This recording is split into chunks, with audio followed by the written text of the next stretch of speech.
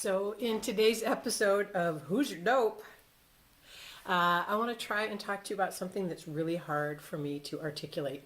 The concept of a through line in your writing. This is a concept and a word that is new enough that many dictionaries don't even have it. And if you look it up online, there's some disagreement about if it's spelled as two separate words, if it's one word, if it has a dash between it. But this idea of a through line is something that I only heard of a couple of years ago. I had an essay, I was working with an editor on it before publication. And it was an essay, so I reached my 25th year of teaching. And I decided I want to write something this year to commemorate this career that I've been in. And so I decided I was going to write a piece called 25. And it would just be 25 vignettes. A good beefy paragraph for each year of my teaching career, where I would tell the story of one student from each year. And so I wrote that thing, and then eventually I was working with an editor on it. And after she went through it the first time and sent back her notes and comments, she had written in a few places, a few of the vignettes, that she didn't really see how that particular story worked in service of the through line. And I was like, I don't know what a through line is. So that was sort of my introduction to it. And she basically meant, I just thought that I was writing a vignette about a student each year for 25 years. And what she had sort of tapped into was this idea that it was sort of, I think, a subtext that I hadn't even known I was getting to. The idea that students have taught me as much as I might have taught any student along the way. So really the point of my piece was like the lessons I learned from my students throughout my teaching career. And she noted that some of the vignettes kind of were either repeating the same lesson I might have learned or really didn't contain that. And so it was a great wake-up call for me, and we ended up working on the thing more. And by the end of it all, my 25th year celebration ended up being only 20 vignettes, because some of them were extraneous. And it wasn't at all a commemoration of the 25th year of teaching, because by the time it got published, I was in the 26th or 7th year of teaching. But anyhow, that's how I met the concept of the through line. And I suppose in some way we could say a through line is the theme of the piece that you're writing, but I think it's more than that. It's the thing that gives your essay momentum.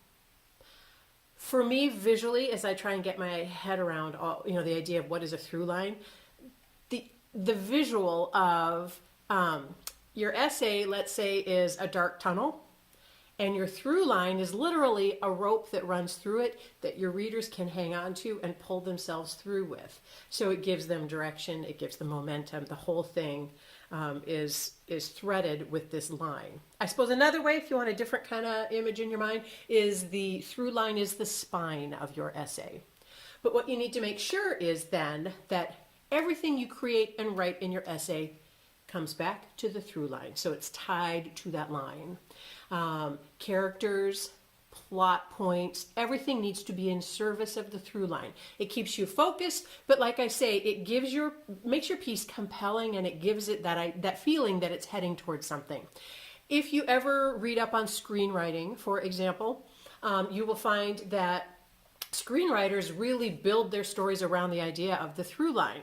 And with a character and a character specific through line, it might be, this character is written in the first scenes as being just this kind of person, sort of very resolutely this kind of person with these traits, acts like this in the world. And then what makes it interesting is as you get to the middle act of the screenplay, there is some sort of crisis, something happens. So keep in mind, if you would, in your own essays, that something should happen. So something happens that causes the character's through line to change a little bit. So the through line is not a static thing, it can be dynamic. Because it should be like real human beings in the world. We're not all just the same through our whole lives. We undergo change. But again, the through line should continue even after that moment of crisis or change in the character. So I've been trying to come up with examples for 2 days. The idea of Walter White in Breaking Bad, which I'm going to assume quite a few of you have seen. So if you haven't, just a quick thing. Walter White is a high school chemistry teacher who's in his, let's say, 50s, and he finds out he's been diagnosed with terminal cancer. And so he becomes someone who is on a quest. I think it would be fair to say that throughout the entire series of Breaking Bad, Walter is on a quest. Now, initially it is to make sure that when he dies, his family is okay financially. So he's kind of like, how am I going to leave my wife, my teenage son, the new baby set up financially after I am gone? But then what happens is Walter starts cooking up some good drugs, and his product becomes very successful. And over the series, he becomes more and more entwined in this world of being sort of a drug kingpin. And at some point, even though ostensibly his quest is still about money, the truth is that Walter realizes he enjoys the game. And he likes the power. So he goes through some change and crisis. He's always a man in search of something, though. And it changes a little bit from a sheer financial aim, though, to the idea more that he wants to be the best. He wants the power. So his through line is one of quest, even though the things he's after change a little bit. So when you are writing in your essays about a character, and by this I mean a real person, perhaps yourself, you need to think to yourself, what is this character's through line? In terms of this essay, in this story that I am telling, what is this character's thing that I need to make sure I'm hitting on every time I write about this character? And the same thing is with the plot points. Don't throw in things that aren't in service of your through line. I've been trying to come up with examples. One of the first real life examples would be my mom, who, as she reached 40 years of marriage to my dad, they were closing in on it, and she filed for divorce. And as it turns out, she, for those 4 decades, was sad, lonely, and what she needed was someone who was verbally demonstrative about his love for her. So her through line, as I can see her life now, and she's 84, her through line really is, and has been, when you think too, now that I hear more about her teenage years and dating and all that, is she has always wanted, for her whole life, her biggest priority, her biggest through line has been, she has wanted a man, romantically, to be someone who is very effusive about her and demonstrative about her to the world. So she wants the public display of the love. My dad definitely loved her, and he was a stand-up, show-up, responsible, steady kind of guy. But he was also very Finnish, and he didn't talk a lot. I definitely heard him many times say he loved her, but whatever he was expressing, 100% of my dad's give satisfied 50% of my mom's need. How about that? Anyhow, so she divorced him around 40 years of marriage, and then in the next 7 or 8 years, mind you, she was 67 when she divorced him.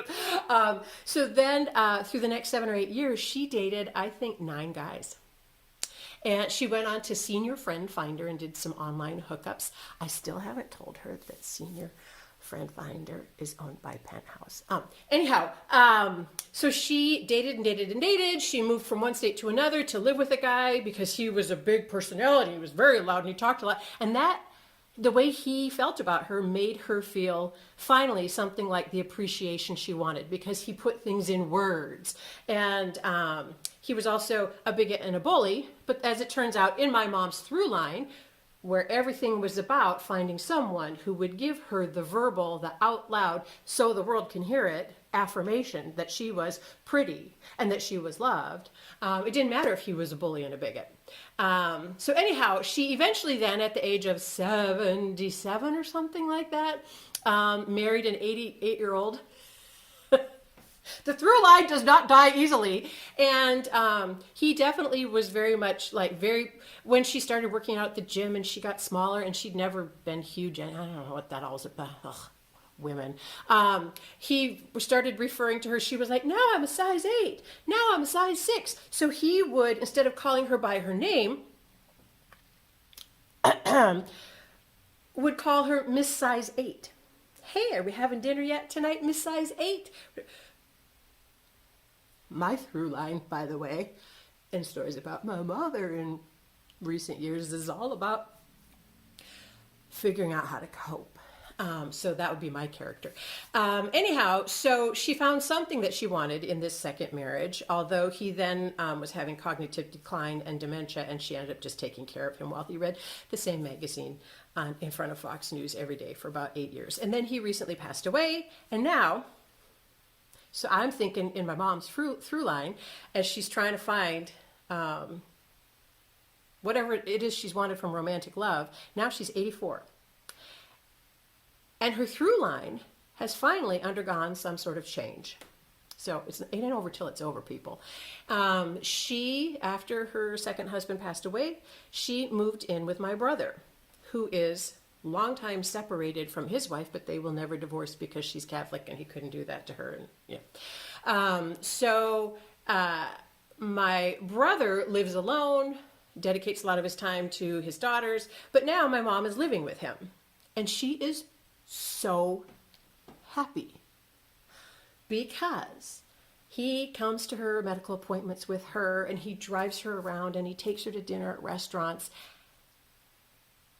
And I'm not sure my mom knows it, but her lifelong quest for romantic love has actually sort of finally been satisfied in a non-romantic love that exists between a mother and a son. And I haven't had the heart or interest in pointing it out to her that my brother is just really a lot like my dad. He's another version of my dad. My brother is not a talker.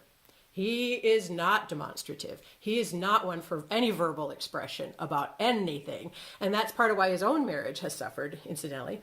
But so I don't think my mom knows that at the end of this whole lifelong through line for her of being on a search for public declaration of her specialness, she has ended up at the end of her life living with a different version of the same guy she married back in the 60s.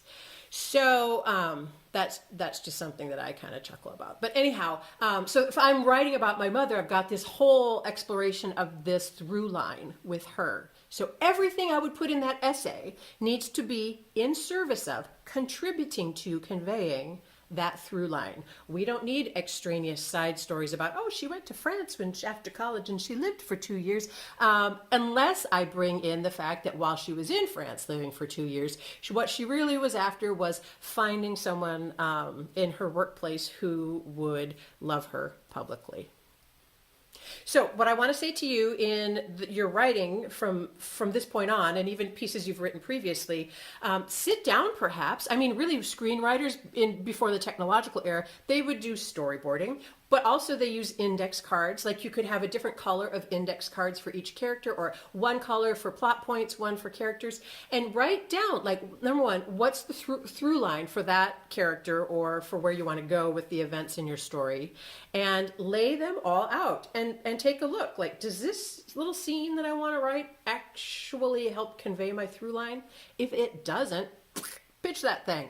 And so I guess the best thing to come out of being conscious of a through line and structuring your essay around it is, all right, here I'm trying to come up with another kind of metaphor for you. We can spin a story. So think of a spinning wheel, and what you do, feeding the animal wool through it, whatever, you come out with a single strand. But what we need to do is weave a full tale. So you got to go from your single strand of kind of like, oh, I want to talk about my career. You think that's your single strand.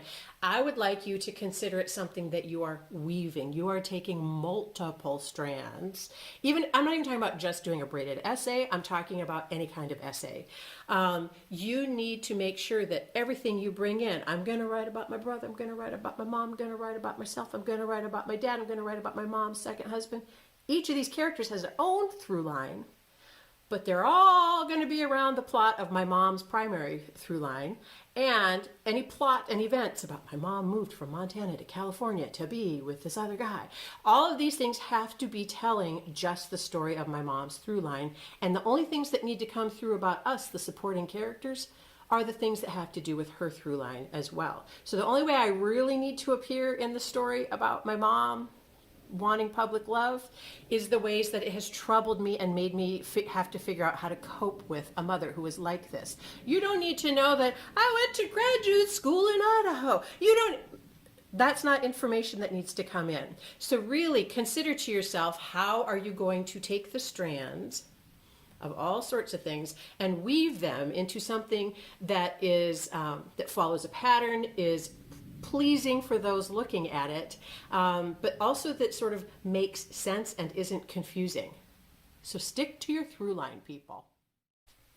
And just one other thing to consider, maybe just as you kind of mull over the idea of the through line, not just in your writing, but just I was really challenged when I thought to myself, just for me as a human being in the world, in my life, I wonder what my life's through line is. And I couldn't come up with it. And so I think maybe you should ask yourself, what's your through line? So what is the thing that gives you momentum and pulls you towards the next thing in your life? And it could be sort of a theme that's run throughout your life, but I think it could be bigger than that. So I was totally stymied, I have to say, when I was trying to figure out, like, for me, okay, if I'm writing myself as a character, but I'm writing something more about my life, like, what's my through line? And I was chatting at the gym with my pal Krista, and I was asking her, I was like, I don't even know what my own through line would be. Isn't that interesting? And so she thought about it, and I was trying to think, and I was like, hey, Krista, I wonder what's your through line? And I was like, she's always incredibly flexible and agreeable, but not in a way that compromises herself. For example, she's a reporter at the newspaper, and I said to her some months ago, like, hey, so, with the death of newspapers happening, and like, what if you got laid off, or what if the newspaper folded? Like, what would happen? I mean, you have a house, you got a guy, you got a kid, like, and she was pretty nonchalant about it. And she said, I think I'd be kind of excited to figure out what the next thing's gonna be. What will I do next? And I kind of, that reply made me go, oh, aren't you something then? So I feel like her through line has something to do with a flexible willingness to pivot. And so I was asking her, like, I don't even know how to come up with what my own through line would be. And she thought about it, and she told me, oh, I think from what I see of you in the world, she said, Jocelyn, I feel like your through line might be that you are always on a quest to learn. She said, you are always trying to figure things out, but learn more about things. And she said, I feel like that's what's contributed to like any adventures you've taken yourself on. She said, but I watch you walking around here at the gym, and you're always grabbing people and asking them questions and follow-up questions because you want to know more about them. So she said, you just always wanted to learn things. And that felt, of course, like, obviously it felt like a really kind compliment. But it also, it felt very true. And I thought, I think maybe that is my through line. But I couldn't have come up with it on my own. So just for a challenge for yourself, I'm curious, like, what would your through line be when you think of yourself throughout your lifetime? What's your through line? And you might have to ask other people to help you figure that out.